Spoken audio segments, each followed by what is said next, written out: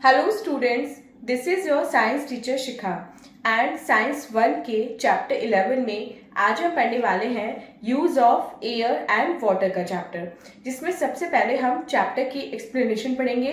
उसके बाद हम चैप्टर की एक्सरसाइज को सॉल्व करेंगे, जिससे आपको कंप्लीट चैप्टर का कॉन्सेप्ट अच्छे से समझ में आ जाए।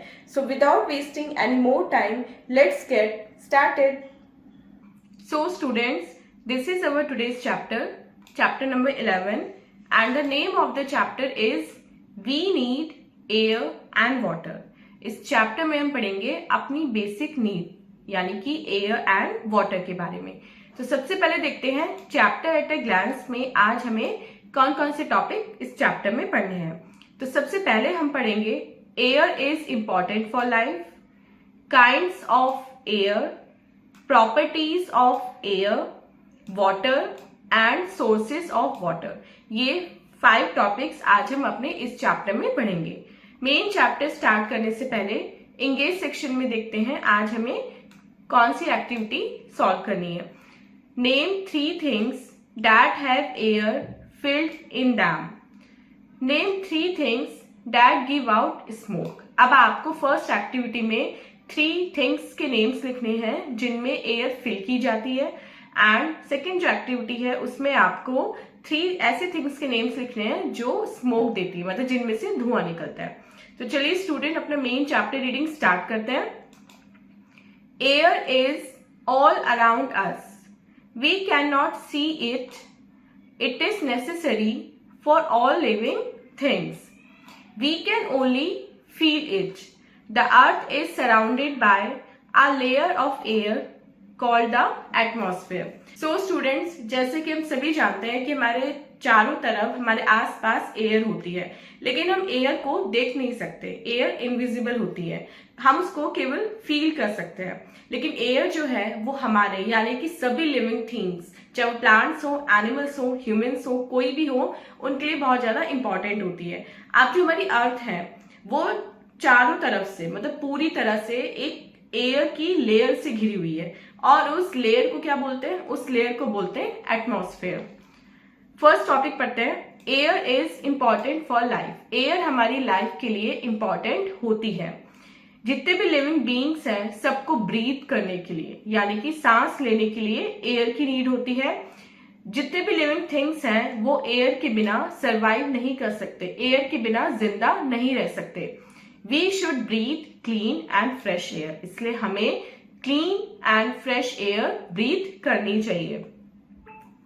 Second is kinds of air. Air के कितने काइंड होते हैं, एयर कितने टाइप की होती है।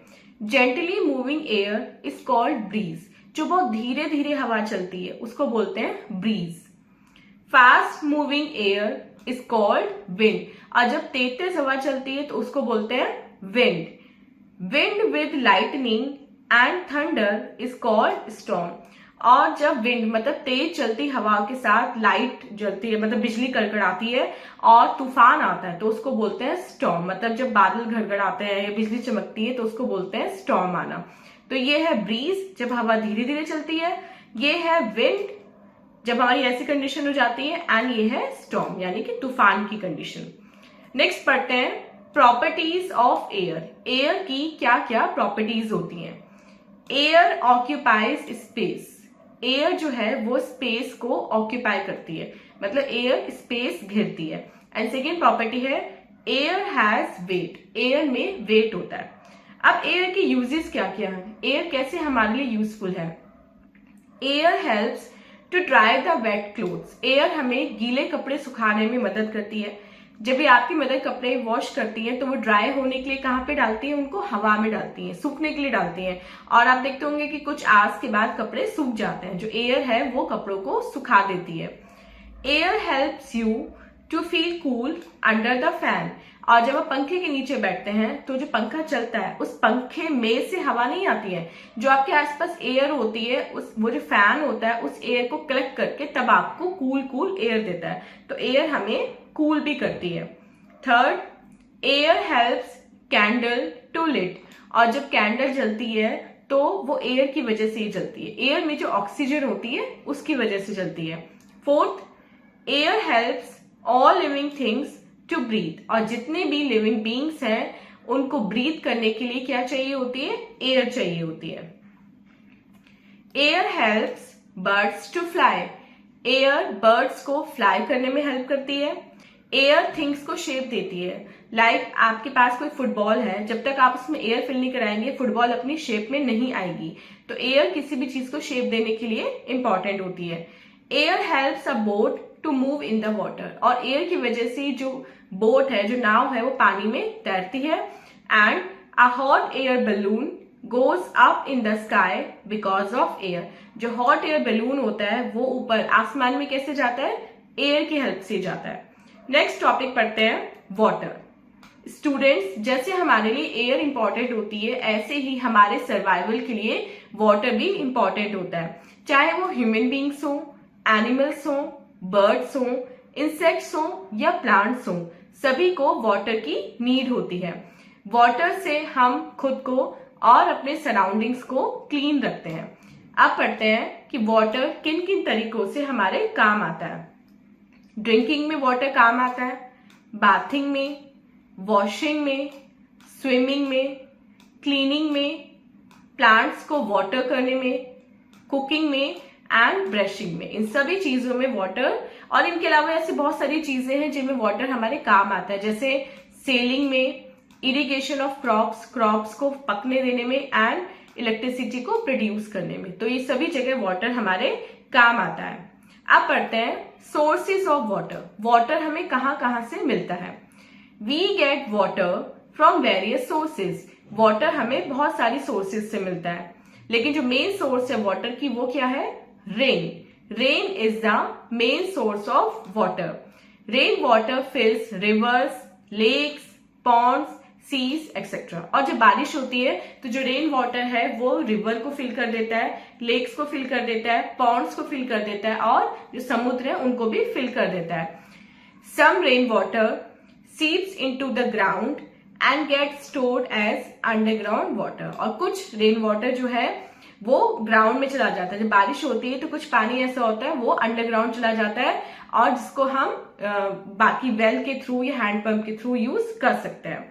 सो स्टूडेंट, ये था हमारा एयर एंड वाटर का चैप्टर। आई होप आपको एयर एंड वाटर का कॉन्सेप्ट अच्छे से समझ में आ गया है।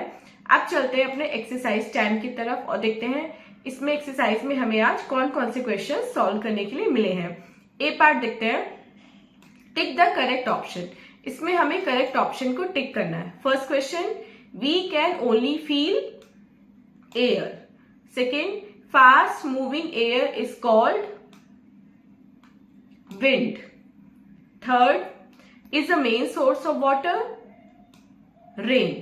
B देखते हैं, fill in the blanks with words from the help box. अभी आपका help box है और इसमें कुछ words दिए गए हैं। अब आपको क्या करना है, इन words को आपको नीचे blanks में fill करना है। फर्स्ट देखते हैं, air is everywhere. Second, all living beings need air to breathe. Third, air helps candle to lit. And fourth, we get water from various sources. C देखते हैं, राइट, ट्रू और false. अब आपको नीचे कुछ स्टेटमेंट दिए गए हैं, आपको क्या करना है, उनको पढ़ना है और ये बताना है कि वो स्टेटमेंट ट्रू है या फिर फॉल्स है। First question, living beings can not live without air. Yes, this is true. Second, gently moving air is called wind. False. Gently moving air is called breeze. Third, air occupies space. Yes, this is true. Fourth, water gives shape to things. False. And fifth, water helps to keep our surroundings clean. Yes, this is true. So students, this is our today's chapter. I hope आपको complete chapter with explanation अच्छे से समझ में आ गया है। And this was our today's video. मिलते हैं अपनी next video में इससे next chapter की explanation के साथ। Till then, आप अपना बहुत बहुत ध्यान रखिएगा and bye bye.